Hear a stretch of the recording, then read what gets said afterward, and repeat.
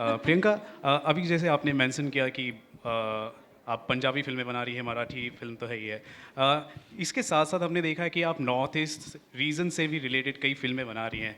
जानना चाहते हैं कि इस रीजन की तरफ आपका रुझान कब आया और यहाँ की फ़िल्मों को, कल्चर को बढ़ावा देने के लिए आप किस तरह से आप आगे बढ़ने वाली हैं?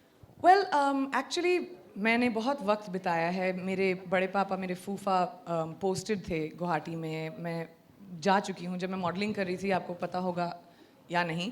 गुवाहाटी का फैशन सीन बहुत बहुत ज़्यादा प्रोग्रेसिव है, तो मैंने बहुत सारे शोज़ वगैरह भी किए थे। बहुत ही खूबसूरत एरिया है, all the like the seven sisters, बहुत ही ब्यूटीफुल, ऑल द स्टेट्स। लेकिन जब मैं मैरी कॉम कर रही थी और मैं शूटिंग कर रही थी उस फिल्म की, तो और जब मेरी से मेरी बातें हुई और असम गई मैं, तो एक तरह से इग्नोर्ड है वो रीजन हमारे देश का, unfortunately. And when I did Marycom, I realized that कि when it comes to entertainment, when it comes to talent, एक तरह से इतना बढ़ावा नहीं मिलता है. So that became very important to me to work with Assam. हमने सिक्किम की फिल्म की है, हम असम की फिल्म कर रहे हैं.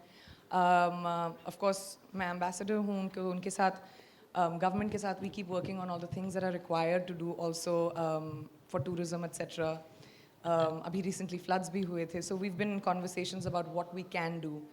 तो which happens every year in Assam, लेकिन you know there is something that there is a system that can be brought in.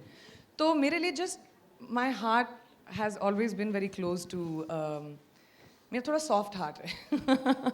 तो जब मुझे ऐसा feel लगा when I went to the Northeast, and I felt like it's a very important part of India and they should be given that kind of encouragement.